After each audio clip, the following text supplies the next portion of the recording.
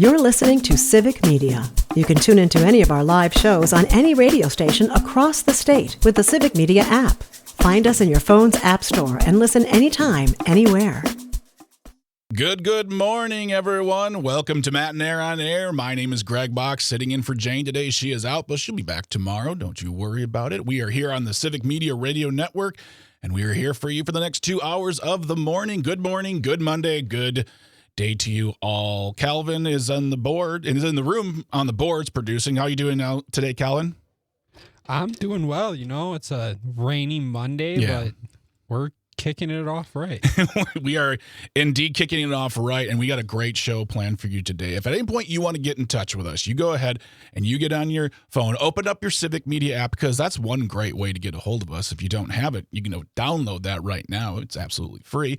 You're going to hit the call button or the text button. But if you don't want to do that, you can call 855-75-CIVIC. That's 855-752-4842. Leave a comment on the live stream or get in touch with us. You can also leave a voice note. That's a great way to get in touch with us. You leave a voice note, comes to us, we listen to it, make sure it's FCC compliant as well as in context to what we are talking about, and we will put it on the air for everyone to hear.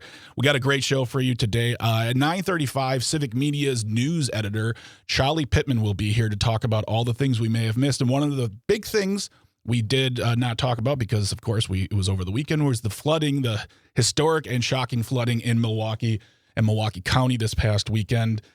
A lot of people affected by it. If you are affected by it, if you are going through it right now, our hearts are with you. We hope you are safe. We hope you are able to get what you need to get done. But Charlie will be going over some of the finer details, as well as, and Pat was talking about this earlier on his show, Mornings with Pat Kreitlow, some of the bills that Governor Evers both vetoed as well as signed. We will talk about those with her at 9:35, so stick around for that. Of course, we have ourselves a wonderful, wonderful audio sorbet today. Audio sorbet is our daily break from everything going on. Make sure it's going to be a lot of news happening today, so we want to, there are the harps. There are the harps. And that audio sorbet for is, what is that one thing this summer you finally got done? That one project, that one thing, whether it's around the house, whether it was at work, whatever that was, that one thing, or two things. Or I'll tell you what, you can even tell me that thing that you really want to get done, but man, that couch is comfy and parties are happening and festivals. But yeah, audio sorbet, what is that one thing this summer that you got done? That's going to be at 10:35. And then, of course, we wrap the show up with This Shouldn't Be a Thing, always at 10:52. Today is the Smooth Move edition. This one provided by the very handsome and capable Luke Mathers. And I had to do 2 Google searches to make sure it's true. And it is true, and I am truly shocked by what the internet has told me. But you're going to have to find out more by staying close here at the show today for This Shouldn't Be a Thing in the second hour. Like I said before, there was a lot of flooding this weekend, historic, tragic flooding. Saw images. Calvin, I don't know about you, but I was telling Pat just a few minutes ago when I was on his show, I, in my life, have never seen flooding like this. I've lived in southeastern Wisconsin my entire life, and I've never seen images like this happen before, to the point where when I saw it at first, I thought I was looking at another state, because it just, in southeastern Wisconsin doesn't get flooding like this. Calvin, what did you see this weekend, or did you know anybody who was affected by it? I do not know anyone personally that was affected by it, but yeah, I saw images of AmFam Field down by that interchange. Yeah. The water was up like past the windows on some cars. Yeah. Definitely, yeah, I agree. I'm racking my brain. I feel like we had to have seen flooding like that at some point in my life somewhere in Wisconsin, but definitely in recent memory, the craziest I can remember. Yeah, if you're out there and you're here, and if you want to tell us about your experience, feel free to give us a call, 855-75-CIVIC, 855-752-4842. But the Milwaukee Metropolitan Sewer District urges that residents continue to cut water use to a minimum amount of as untreated water enters Milwaukee's waterways and Lake Michigan. So just go to the Milwaukee Metropolitan Sewer District if you live in that area for more instructions, things you need to do, things you need to be on the lookout for, because we want everyone to be safe, especially, it's not just about your car. It's not just about it could be your basement. It could be whatever in your home, but it's also about the drinking water, and we want to make sure everyone stays safe. So yes, Milwaukee Metropolitan Sewer District is a place you're going to want to go. for more information on that. And as I said earlier, Charlie Pittman will be joining us at 9:35, and this will be something we talk about more. And that image, Calvin, you're talking about, I feel like that's the one I'm seeing on CNN and other news networks, that drone shot of the park, the Brewers Park, just being like drawn back and seeing all the flooding. So hearts and our thoughts and our good wishes go to all those who are affected by that. And we will report more as we know, and keep it here, civicmedia.us/news for any updates as well. Got a great news department, got great reporters on the ground here in southeastern Wisconsin, as well as all over the state. You can find out great news when you go to civicmedia.us/news for your news information. All right. Calvin, you've heard me talk about this before. I'm a big fan of audiobooks. I know you're a big fan of comic books. Do you ever get your comic books through the library system? Do you ever go to the library to get physical comic books, or do you download them via the Libby app? Have you ever done that before? You know, I just recently, because I've always been a big reader of traditional books. Yeah. But I've never really gotten into comic books. Yeah. Until this past year. I got into comic books after watching Invincible show on Amazon Prime. Pretty good. Check it out. But yeah, I actually lost my library card in the last 2 or 3 years, and I went and got a new one for the sole purpose of using the Libby app to read comic books. Well, and it is a widely popular platform. And today in today's Milwaukee Journal, the byline by Maya Pandy is saying that Wisconsin libraries may find there are drastic reductions to services under new federal cuts. Are you someone who loves the library? Do you love going to the library? Do you like picking up your books? Do you like going on the Libby app? Do you like downloading either, whether it's ebooks or whether, for me, like I do audiobooks? If you are a fan of the library and you are hearing about this now, give us a call, 855-752-4842, 855-75-CIVIC. We all know that the cuts are coming from the big bill for billionaires. We all know that things are going to be taken, and they've already been taken away. They're gutting programs. They're gutting social programs, social safety nets, gutting farming programs, gutting kids programs, in a way to make America great again, I guess. And one way it's going to directly affect Wisconsin is our library system, because our library system works with a lot of federal funding. And it's looking at the people who are running the Wisconsin library system are looking at the fact that these programs are going to be cut. And one of the things that's going to be cut is the Libby program. And as I said, it's a platform where users can borrow ebooks and audiobooks as well. And the program is huge. It is very, very popular. Anyone I talk to who uses it loves this. It's so very simple to use. And it started as a pilot program. And just, they wanted to see where it was going to go. It got so popular that the library staff is now has worked to permanently include funding for ebooks as part of the Wisconsin legislature's budget for libraries statewide. That's how popular and important they feel it is. But now, because of that funding level being cut from the federal level, we will most likely see a cut in library services, and this will cut services to Libby. And one of the big problems, too, is that the President Trump, has called for the dismantling of the Institute for Museum and Library Services. That is a department which funds libraries. It's a federal agency that distributes millions of dollars to libraries nationwide, accounting for between 30 to 50% of state library budgets. And that's according to the chief officers of state library agencies. And that is just... for one thing, to dismantle that whole department. Calvin, I don't know you. I don't know why. I don't know how that makes America great again. I would like, if you think this is wonderful, if you think hurrah, hooray, huzzah for cutting the Museum of Library Services, I'd love to hear. 855-752-4842, 855-75-CIVIC. But Calvin, I can't imagine you're shocked. We're seeing these kinds of cuts all over the place, but what are your thoughts on this? What you don't understand, Greg, is the library system is where the woke libs indoctrinate our children with woke ideology. I'm just finding this out, folks, for myself. I had no idea that this is where the woke libs go to read books and to indoctrinate the youth. In March, Trump ordered he issued an executive order that would shut down the IMLS. And fortunately, and thank you to Josh Kaul, and thank you to the support probably most likely from Governor Evers, I'm sure, Wisconsin was one of 20 states that sued to have this funding restored. And it has been restored. So for right now, we are good.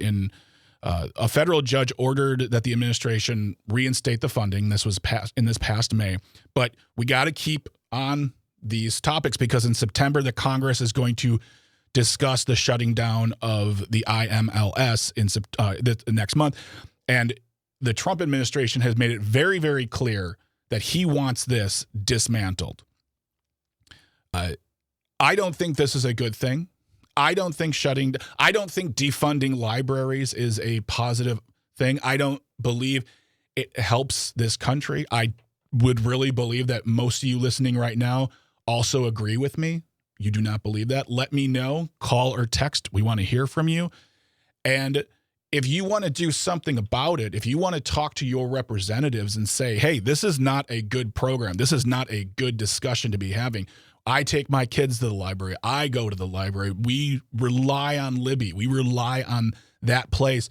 And it's not, Calvin, just books. They rent out other things. They rent out movies. They rent out tools. They rent out, they do classes. There is summer programming happening at libraries. If this is the beginning of cuts to our library system here in Wisconsin, it can start with Libby. Where is the next step? Where is the next thing they have to cut? Because it's not going to be about the Trump administration saying, we're going to cut these programs. It's because of the funding to these libraries. They will have to make the tough choices on what stays and what goes. But if you want to let your voice be heard, you're going to go to myvote.wi.gov. That is where you're going to put in your information. You are going to find out who represents you. And that is going to tell you from the president of the United States all the way down to, hey, if you still elect dog catcher, that'll be on your list as well. But you can call those individuals and tell them what you think about the possible defunding of our libraries here in Wisconsin. Tell them your stories. Tell them how this is going to affect you. Tell them what our, these great halls of learning do for you and your life and your family. myvote.wi.gov for more information. And as we've always said on this show, when you call them, you're going to be kind and you're going to be respectful because the person answering is not the person who casts the vote. It's an aide, an intern, and you want to make sure you're being respectful on these topics because then they listen to you, they'll take the information down, and the messages get to who they need to get to. So myvote.wi.gov is where you need to go.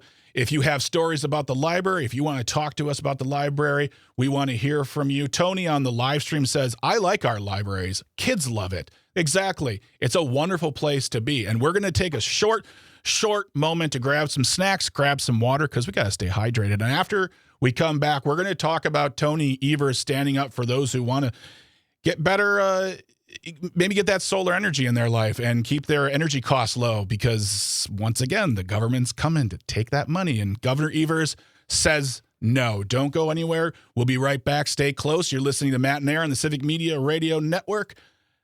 Come back. You're listening to Civic Media. Stay up to date on the latest news and information for your local community and Wisconsin by signing up for our free email newsletter. Visit civicmedia.us/email to get started. Good morning. Welcome back to Matt and Aaron on Air. My name is Greg Buck. I will be your host this morning. Jane is out, but don't worry, she'll be back. She says hi. Hello. And we are here on the Civic Media Radio Network, and we have a great show for you this morning. Don't forget, after the 9:30 news, we will have Civic Media's news director, Shali Pittman, on the show. She will be talking about the floods happening in Milwaukee County, as well as the mighty, mighty pen of one. I think he's Anthony. Is he Anthony Evers? I don't know. I call him Anthony a lot. I knew that. But Tony Evers is vetoing as well as passing bills, and we're going to talk about the ones that he has passed as well as ones he has vetoed. So don't go anywhere. She comes up after 9:30 and the news. We were talking earlier before about the cuts because of the big bill for billionaire, also known as the big blob of a bill, also known as other things that I can't say on the radio. But his name is Anthony Stephen Evers. Oh, my God. His name is Anthony Stephen Evers. Calvin, That's a great name. I love that. My point is, we were talking about the libraries and how they're going to be affected by these cuts in the federal budget. And I asked folks here, what do libraries mean to you? What do they do for you, for your family, for yourself? How do you utilize them? And because, I mean, you would think, Calvin, this is me being, I'm a fiscally responsible individual, if you will. If we're not going to finance libraries, we're not going to fund libraries, if we're not going to put the money into these programs, it's because people just, Calvin, they're not using them. They're not using these libraries. They're just sitting there empty halls full of dusty books, where, as you put it, the woke libs come to indoctrinate the youth. Well, that actually isn't the case at all. And I know that because I've heard from some of you on the text line. Julie from Wausau, listening in Wausau. Wonderful. Thank you so much for reaching out. She says, I go to the library 2 or 3 days a week. I do genealogy there, presentations in the community room, order items for other counties, read newspapers and magazines, make copies, borrow books, use computers. Republicans are trying to dumb us down. And I don't disagree with that to a certain point, Julie. I believe that the silver bullet for a government that wants to take over more power, authoritarian, totalitarian, however you want to call it, is by lulling the people into not wanting to learn, making it harder for people to learn so they don't do it anymore. Because we have lives. That's the thing, is if you can't read books, we have other things to do. If you're not educating yourself, we find ways to take up that time. And if we're not learning about what's going on, then we aren't informed, and we can't make informed opinions. And those who stand on top of the biggest soapboxes usually have the most clout and influence. So yes, I don't disagree. There is a sense of dumbing down the populace. And I think that that's a wrong move. But, I guess I'm a woke lib who likes the library. Allison Cudahy says, our Cudahy family library is invaluable to us. Multiple trips each week for us and our grandchild. Also, there are postcards to fill out to send to your representatives available at the library. What a great. So if you want to go to myvote.wi.gov, you should go there regardless. You can go to the library and sign postcards to send to your representative. Fill one out and send it, she says.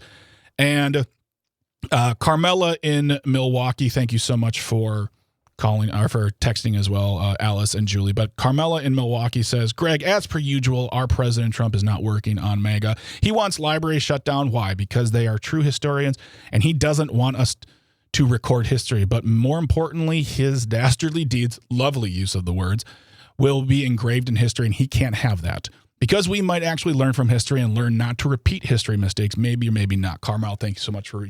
Yeah, I mean, we were talking about that last week, Calvin. We were talking about the fact that, the Smithsonian all of a sudden lost information on the president's 2-time impeachment. Talked about the fact that on a website, a governmental website, that there are all of a sudden portions of the Constitution that were missing digitally. But that was an oopsie daisy. But they're all back now because someone actually saw that. But yeah, it's about rewriting history. It's about getting rid of the ability to access the books that teach us our history. That way it makes it easier for them to rewrite it. But we don't want to do that. We want to be in charge of our own destiny, and we want to make sure that we can access that information. That's why it's important to reach out to your representatives and tell them. And on a state level too, because we want to make sure all of our representatives know how we feel about these topics, specifically our library. We don't have much time to talk about this, but I wanted to bring it up really quick here.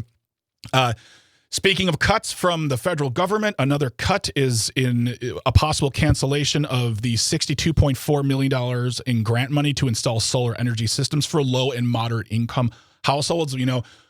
You shouldn't just have to be rich to get solar energy. And there was a program signed into law by through the 2022 Inflation Reduction Act by the congressional Democrats, as well as then Joe Biden. And this, by the way, is coming from the Wisconsin Examiner, Eric Gunn, with the byline talking about the cancellation of this program, which would do away with the ability for moderate and low income families to have access to solar power, which would also help to lower their energy bills, which we've been talking about as a society as decades. That grant money is to be canceled, which will make it very difficult for those folks, including myself as a homeowner. I want to start looking at possibly getting some solar panels on my house in the next few years.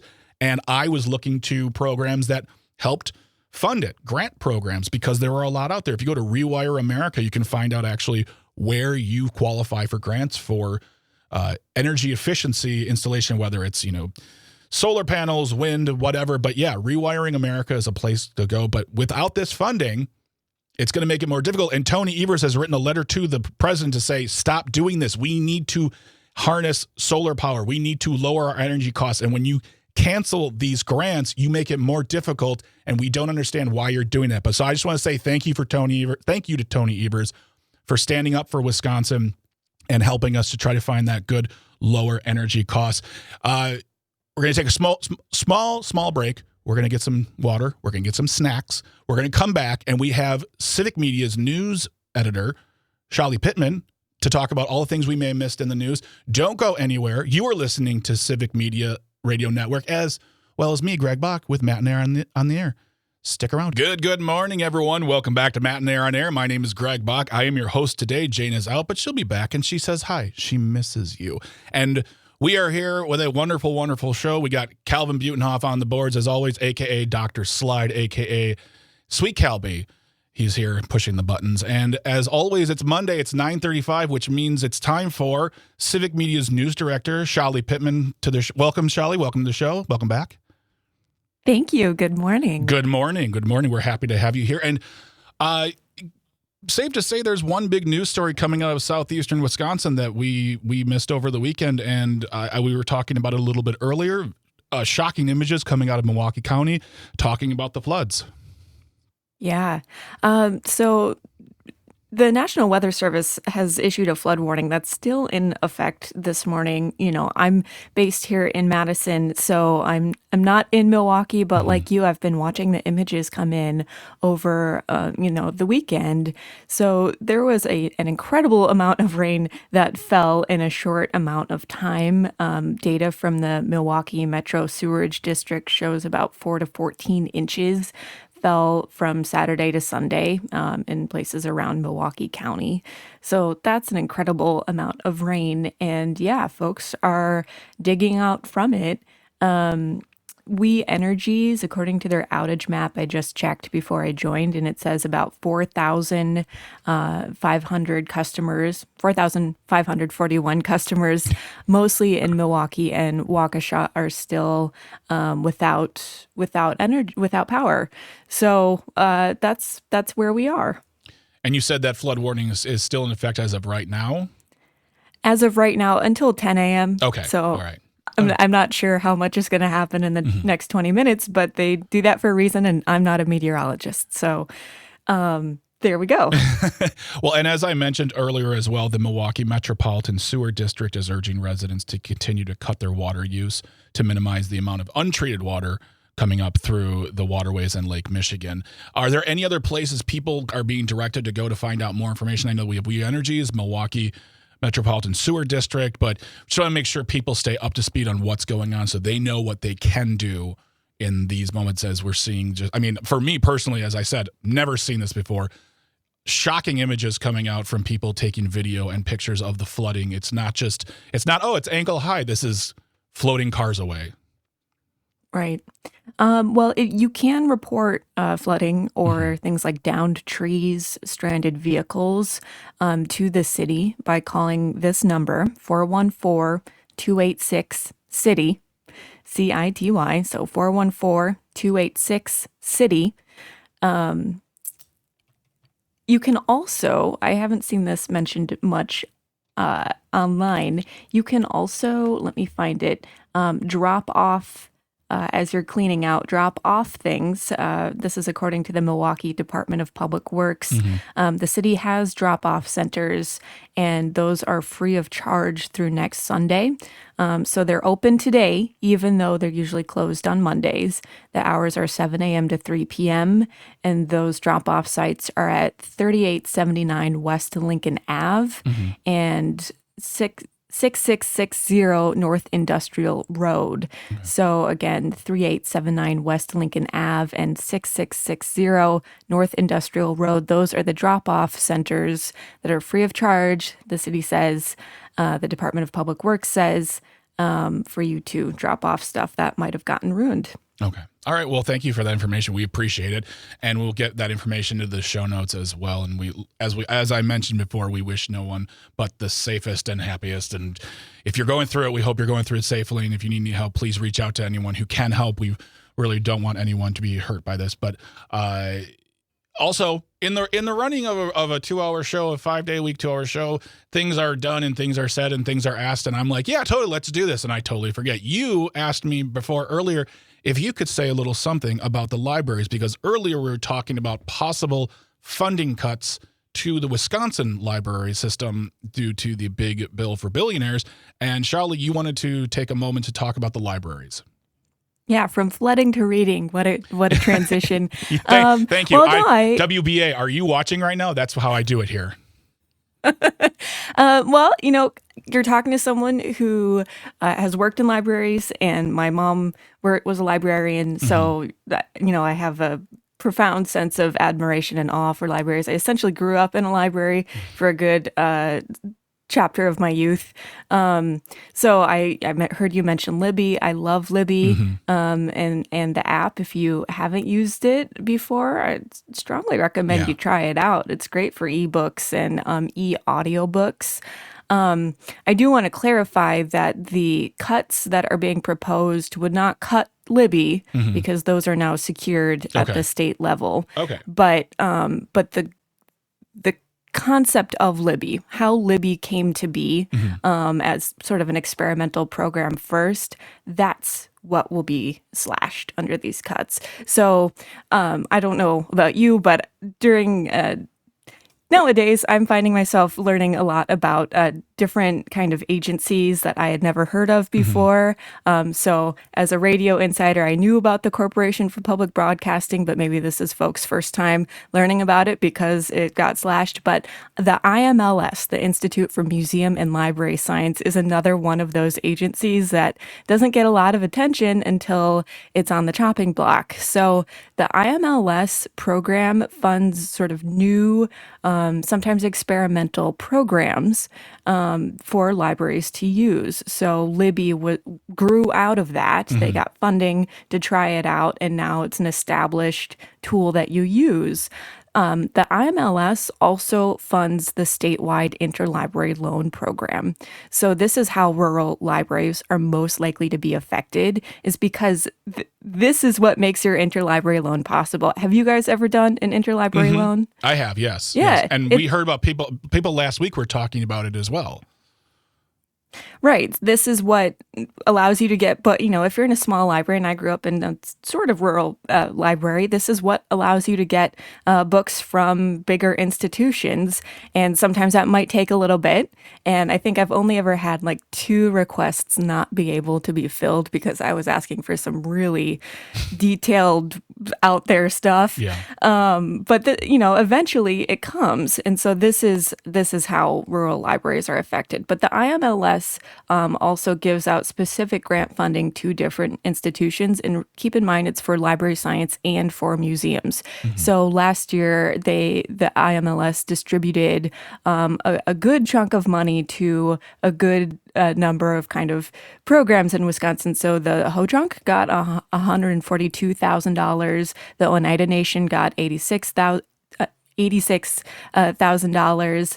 I have other numbers here. The Wisconsin Historical Society got $177,000. The Door County Historical Society got $20,000. But also, the more locally, we're in my neck of the woods, the Wisconsin Children's Museum, or the Madison Children's Museum here in Madison, got $250,000 last year to fund funds and programs. They had made some staffing cuts recently. I know someone who got laid off from the Madison Children's Museum. So that's just, from prior reporting and on this program, that's a little window into the IMLS. They also made possible the Bubbler program in Madison. They gave the seed money that incubated what is now the Bubbler program, which highlights artists. They have an artist in residence every month, and so on. If you're just joining us, we are talking with Shali Pittman, who is Civic Media's news director, about the stories we may have missed. And and thank you for the correction on that. I on the Libby app, I read it as Libby was possibly under a funding cut, but and I saw a comment come in the live stream from Jenny. Says, I support and look to libraries as a steward of history, at learning and free thinking. The rare books room at the MPL Central in downtown Milwaukee, and free events to learn new professional skills via workshops. And here's what really kicks me in the teeth and makes me feel like sick about it. And it's something you just mentioned too. Also, local libraries are often the only source of free internet and computer services that many communities, especially rural ones, have access to. And that's something that we seem to always come back to, is these cuts that are coming from the federal government are going to hurt the rural areas a lot. We're talking about hospital closures, talking about libraries. So that's something to always keep in mind. So I appreciate you bringing that to light, especially your experience about growing up in libraries, essentially. That's very, very wonderful. And thank you for the information on that as well. Once again, if this is something that's important to you, go to myvote.wi.gov and talk to your representatives, because they're the ones who need to hear from you to let them know what you're thinking about these topics. Now, Governor Evers has a mighty pen he is using. Can you tell us about the bills that he is both signing and vetoing? Yeah, so this is what I was planning to talk with you about before this weekend happened. Yeah. Right. That's what we should call this segment. The weekend that happened. That happened. Yeah. Last Friday, in something that was pretty planned. Governor Anthony Stephen Evers not a great name. Signed 16 bills and vetoed 5. So I wanted to highlight some of those, but it looks like we're almost out of time. So we can start a few and we'll come back to it and cover some more. So you feel free to get started. All right. Well, the number one bill that I want to highlight, there are some bills that it seem largely technical, and we didn't spend a good amount of time reporting on them, so I'm not quite sure. But here's a big one. The pelvic exam, consent for pelvic exams bill is finally law after a lot of pushing for a lot of years. So this requires hospitals to get written consent from a patient before performing a pelvic examination while they're unconscious. The backstory to this is that there's a Madison resident who had surgery in 2009, and that was traumatic. And she says that there was a pelvic examination performed on her, and without going into detail, she could tell. Right. So she reached out to her representative, her state representative, who at the time was Madison's Chris Taylor. And Chris Taylor started pushing for it. Right. And then it took another, 5 years to get it passed and signed into law, like on Friday. But this saw a lot of support from organizations, including End Domestic Abuse Wisconsin, the League of Women Voters, RAIN, the Wisconsin Nurses Association, the Wisconsin Catholic Conference, who endorsed the bill, lobbied for the bill. But yeah, that's where we are. Okay. All right. We're gonna cover a few more when we come back. Well, like I said, it's almost time to go grab some water and some snacks. It's important to stay hydrated, Charlie. I don't know if you know this. Jack from Merrimack, I see you on the line. I'm going to take you at the other side, and if you can stick by, it'd be great. We want to hear from you about, as well as we're hearing from people all morning about libraries. Apparently, this is something people feel passionate about, which is important, and I'm glad you're reaching out to us. So don't go anywhere. We're going to come right back with Charlie Pittman, the news director for Civic Media, talking more about Governor Evers' mighty pen and what he is signing, what he is vetoing, and hear from you, I guess, more about libraries. So don't go anywhere. Stick around. You're listening to Matt and Aaron Air on the Civic Media Radio Network. You're listening to Civic Media. Find the latest news, information, and archives of all your favorite shows on the Civic Media website, civicmedia.us. Good morning. Welcome back to Matt and Aaron on Air. My name is Greg Bach. I am sitting here with Charlie Pittman, the Civic Media's news director. She is here talking about all the news we may have missed over the weekend, and she has got if you're watching the live stream, it's a very interesting image, I'm not going to lie, and now it makes sense. I thought she was making a funny comment about something I said in our comments, or our chat, but there apparently is someone, Charlie, with a chainsaw outside. They are doing some kind of tree maintenance. So Yeah. I'm joining you from under my blanket, which is how I record. And hopefully you can't hear it. Live from Sholly Pittman's fort. She has made a fort for everyone to. This is a reason why you need to watch the live stream, folks. You can hear us. You can watch us on Facebook, on YouTube, and the place we still call Twitter, because in this house we call it Twitter. And yeah, you can watch the live stream here and you're listening to Matt and Aaron on Air on the Civic Media Radio Network, catching up with Sholly Pittman. And one of the things we were talking about was Governor Evers' pen signing and vetoing. Is there any other bill you want to just go over real quick before we move on to apparently a problem in Madison we didn't know about until right now? But yeah, is there anything else that is making the news as far as what he is signing and or vetoing? Yeah, from under the blanket here, there are a couple other bills. And I'm so sorry to the folks on the live stream. I cannot hear it at all, by the way. I cannot hear us. Nothing. That is the most soundproof fort I've ever witnessed. So I crocheted this, and I went through so many skeins of yarn. Yeah. So it's really dense, which Okay. means it deadens things very well. But apologies to folks out there. But the chainsaw is intermittent, so let's give it some chance to work. Okay, bills. Another bill that Governor Evers signed is one that clarifies that folks on campgrounds who are not welcome are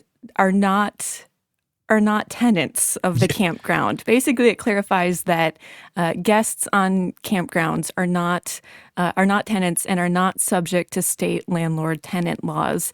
This is a fix to a problem I didn't know Wisconsin had. That apparently there are folks who stay on campgrounds, overstay, and law enforcement is not able to remove them because, or at least in some cases, because they said it was a civil matter and it needed to go to court because it was a landlord-tenant issue. So again, this is not something I knew was happening.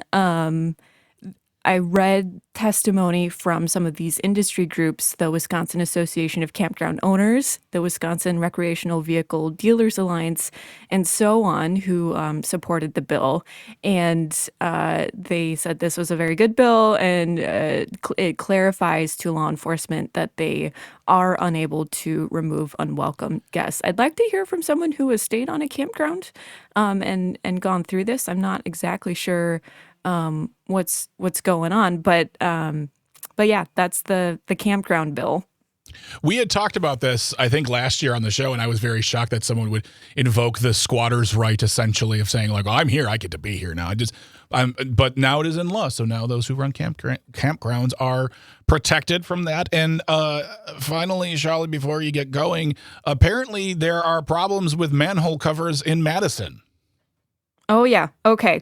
So I'll also just add to the bills, Governor Evers, the most significant in my eyes that he vetoed is the DoorDash bill that would have reclassified app-based drivers, so Uber, Lyft, DoorDash, as independent contractors.